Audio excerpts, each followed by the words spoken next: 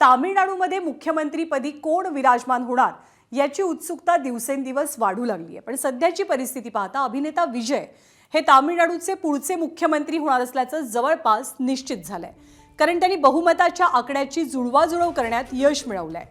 VCK, CPI आणि CPM यासारख्या लहान पक्षांनी विजय यांच्या टीव्हीकेला पाठिंबा दिलाय।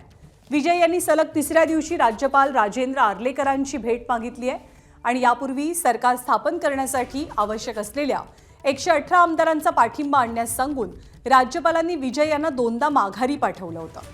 टीव्हीकेचे 108 आमदार निवडून आलेले आहेत, तर सीपीआय आणि सीपीआय-एमचे प्रत्येकी 2, तर व्हीसीकेचे 4 आमदार आहेत। काँग्रेसच्या 5 आमदारांनी विजय यांना आधीच पाठिंबा जाहीर केलाय, त्यामुळे थलपती विजय आता मुख्यमंत्री पदाची शपथ केव्हा घेणार हे पाहावं लागेल।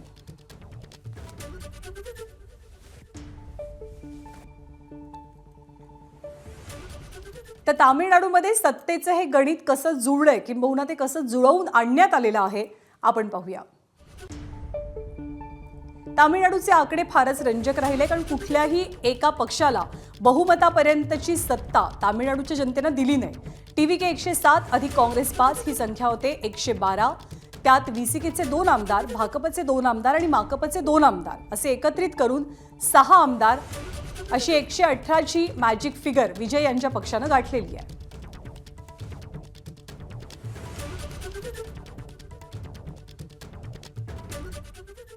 दरम्यान राज्यपालांनी सरकार स्थापनेमध्ये विलंब टाळावा अशी विनंती केलेली आहे तामिळनाडू राज्याचे माजी मुख्यमंत्री एम.के. स्टॅलिन यांनी। तामिळनाडू विधानसभेच्या निवडणुकांचे निकाल जाहीर झालेले आहेत।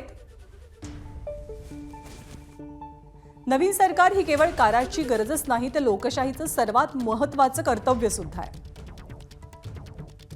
राज्यपालांनी सरकार स्थापनेत विलंब टाळावा आणि नवीन सरकार स्थापन करण्यासाठी पावलं उचलावीत अशी विनंती एम.के. स्टॅलिन यांनी एका ट्विटच्या माध्यमातून केली आहे।